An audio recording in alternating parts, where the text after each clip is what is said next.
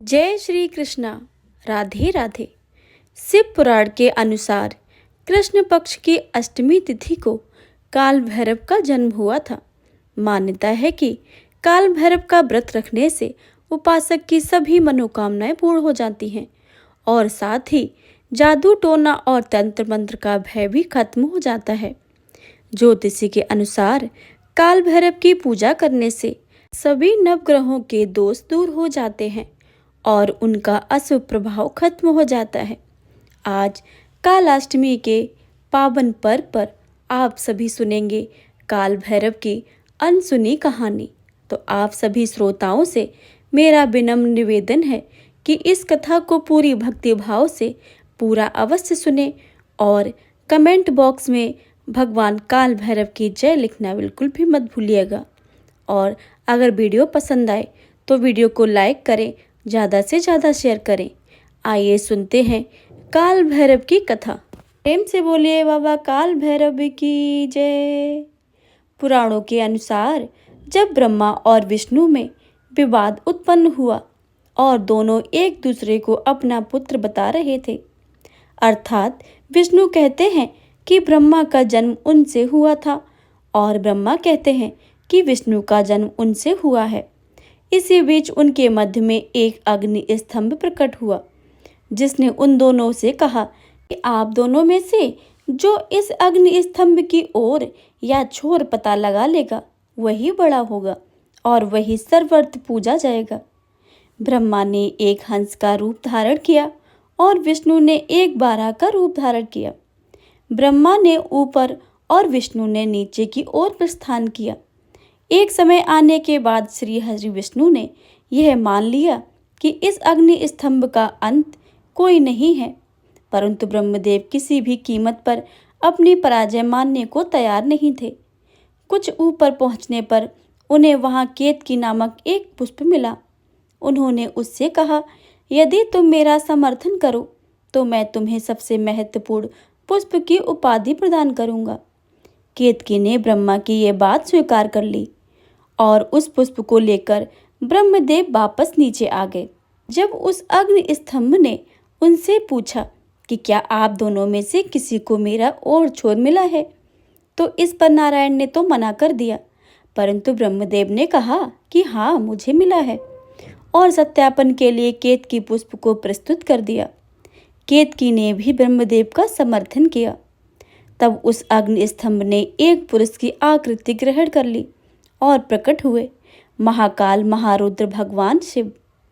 उन्होंने ब्रह्मदेव से कहा कि आप असत्य बोल रहे हैं और ब्रह्मा को असत्य भाषण के लिए कभी न पूजे जाने का श्राप दिया और केतकी के असत्य भाषण के लिए उन्हें अपनी पूजा में प्रयोग में लाए जाने से निषेध कर दिया। तब ब्रह्मदेव ने क्रोधित होकर भगवान रुद्र को अपशब्द कहना आरंभ कर दिया और स्वयं को सबसे बड़ा बताने लगे। उस समय ब्रह्मदेव पंचमुखी होते थे। तब भगवान शिव को आभास हुआ कि ब्रह्मदेव में अहंकार व्याप्त हो रहा है और सृष्टि से रचना में यदि सृष्टि रचना से ही पूर्व अहंकार व्याप्त हो गया तो असमय ही संपूर्ण सृष्टि अहंकार व भाव से ग्रसित हो जाएगी। इसलिए उन्होंने अहंकार रूपी ब्रह्मदेव के उस पांचवें सिर को काटने का निर्णय कर लिया, परंतु इससे भी एक समस्या थी। भगवान शिव इस बात को जानते थे कि यदि उन्होंने ब्रह्मदेव का सिर काटा तो उन्हें ब्रह्म हत्या का दोष लगेगा और यदि उन्हें ब्रह्म हत्या का दोष लगा तो उसमें उलझकर वे त्रिमूर्ति से अलग हो जाएंगे और असंतुलन को व्याप्त हो जाएंगे। इसी कारण सर्वसमर्थ भगवान रुद्र ने अपने ही अंश से एक ऐसे विकराल गढ़ को उत्पन्न किया जो कृष्ण वर्ण के थे, अस्थियों के आभूषणों से सुशोभित थे।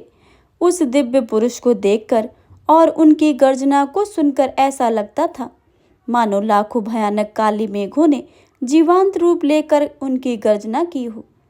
उनकी जटाएं देखकर ऐसा प्रतीत होता था मानो असंख्य भयानक विषधर हों। उनके मस्तक पर श्वेतपुंड को 3 रेखाएं ऐसी लगती थी मानो चंद्रमा ने उनके ललाट पर सुशोभित होने के लिए स्वयं को 3 टुकड़ों में विभक्त कर दिया हो। उन परम उग्र देवता की लंबी भुजाएं ऐसी लगती थी मानो लोह स्तंभ हो।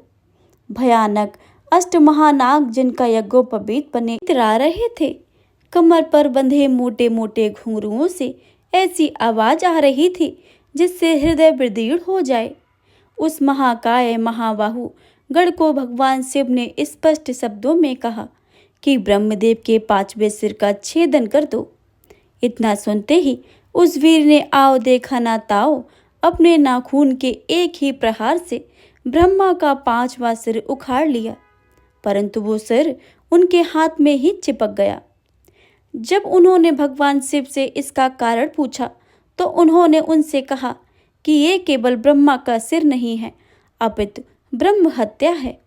इस ब्रह्म हत्या के फलस्वरूप तुम्हें श्रापित होना पड़ेगा। उन्होंने कहा कि तुमने ब्रह्मा के सिर को काटकर इस सृष्टि का अहंकार से रक्षा की है, अतः आज से तुम्हारा नाम भैरव होगा। अब तुम जाओ और ब्रह्मा के इस सिर को लेकर सृष्टि में विचरण करो, और जहाँ भी ये सिर तुम्हारे हाथ से छूट जाएगा वहीं तुम रुक जाना और स्थापित हो जाना। उसके बाद भैरव ने उस सिर को हाथ में लेकर सृष्टि के चक्कर लगाने शुरू किए। वो सारी सृष्टि में अंतकाल तक भ्रमण करते रहे, परंतु कहीं भी वो सिर उनके हाथ से नहीं छूटा। परंतु सृष्टि के चक्कर लगाते लगाते उनकी गति इतनी तीव्र हो गई कि वो समय से भी आगे निकल गए।